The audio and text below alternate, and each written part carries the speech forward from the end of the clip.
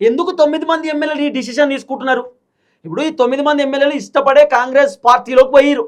మాకు బీఆర్ఎస్లో ఉంటే ఫ్రీడమ్ ఉండదు, బీఆర్ఎస్ పార్టీ వేస్ట్, బీఆర్ఎస్ పార్టీలో కేసీఆర్ పెత్తనం ఉంది, కేటీఆర్ పెత్తనం ఉంది, వాళ్ళు ఇష్టానుసారంగా వ్యవహరిస్తుర్రు, ఇక వాళ్ళు ఇష్టం ఉన్నట్టు చెప్తారు, మేము వినలేము, మా వల్ల కాదని చెప్పి కేసీఆర్ పైన రకరకాల అభాండాలు వేసారు, బీఆర్ఎస్ పార్టీని విమర్శించారు, కేటీఆర్ని విమర్శించారు, బీఆర్ఎస్ పార్టీలో ఉన్నటువంటి లీడర్లను విమర్శించి కాంగ్రెస్ పార్టీలోకి జాయిన్ అయ్యారు 9 మంది ఎమ్మెల్యేలు. సుమారు 10 మంది ఎమ్మెల్యేలు పోయిర్రు. దాంట్లో గూడెం మైపాల్ రెడ్డికి సీన్ మొత్తం అర్థమైపోయింది.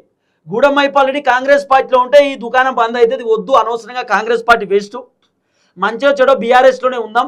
ఇప్పుడు కాంగ్రెస్ పైన కూడా తీవ్రమైనటువంటి వ్యతిరేకత వచ్చింది, సో కాంగ్రెస్లో ఉన్నా ఒకటే లేకపోయినా ఒకటే అని చెప్పి గూడెం మైపాల్ రెడ్డి డిసిషన్ మార్చుకొని మొన్న జరిగినటువంటి మున్సిపల్ కార్పొరేషన్ ఎన్నికలలో కూడా గూడెం మైపాల్ రెడ్డి బీఆర్ఎస్కే సపోర్ట్ చేసిండు. మళ్ళీ గూడెం మైపాల్ రెడ్డి కేసీఆర్ ఖాతాలోనే ఉన్నాడు. అయితే గూడెం మైపాల్ రెడ్డి ఎట్లనో అట్లా మళ్ళీ కాంగ్రెస్ నుండి యూటర్న్ తీసుకొని మళ్ళీ బీఆర్ఎస్ పార్టీలోకి వెళ్ళిపోయిండు.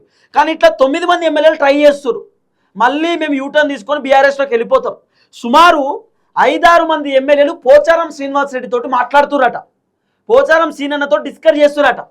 సీనన్న, మనం ఈ పార్టీలో ఉండలేము, మన వల్ల కాదు, మనం మళ్ళీ బీఆర్ఎస్ పార్టీలోకి వెళ్ళిపోదాం, బీఆర్ఎస్ పార్టీలోనే కంటిన్యూ అయిదాం, ఈ కాంగ్రెస్లో ఉన్నా ఒకటే లేకపోయినా ఒకటే అని చెప్పి దాదాపు 5-6 మంది ఎమ్మెల్యేలు పోచారం శ్రీనివాస్ రెడ్డి తోటి టచ్లో ఉన్నారు, డిస్కస్ చేస్తూ ఉన్నారు అనేది వినబడుతున్న చర్చ. ఇక పోచారం శ్రీనివాస్ రెడ్డి బీఆర్ఎస్ పార్టీకి సంబంధించిన లీడర్లతో మాట్లాడుతున్నాడు అనేది వినబడుతున్న వ్యవహారం. అంటే కేటీఆర్ తోటో, హరీష్ రావు తోటో, లేకపోతే బీఆర్ఎస్ పార్టీలో ఉన్నటువంటి కొంతమంది కీలకమైనటువంటి వ్యక్తులు, కేసీఆర్కు దగ్గర ఉన్నటువంటి వ్యక్తులు ఉంటారు కదా, సవితా ఇంద్రారెడ్డి, ప్రశాంత్, పాడి కౌశిక్ రెడ్డి, వీళ్ళు ఉంటారు కదా, వీళ్ళతోటి పోచారం శ్రీనివాస్ రెడ్డి డిస్కస్ చేస్తున్నట.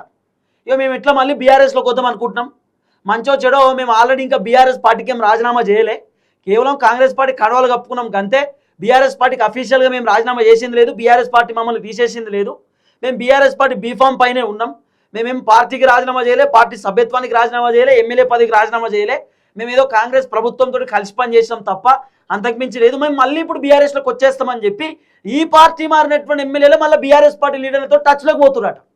ఇక బీఆర్ఎస్ పార్టీకి సంబంధించినటువంటి లీడర్లు కూడా కేసీఆర్తో చెప్పిరు అనేది వినబడుతున్న చర్చ. అప్పుడు కేసీఆర్ ఏం చెప్పిండు, ఏం కథ అనేది కూడా మనం మాట్లాడుకోవాలి. రేవంత్ రెడ్డికి కూడా ఈ విషయం తెలిసిందనేది వినబడుతున్నటువంటి వ్యవహారం.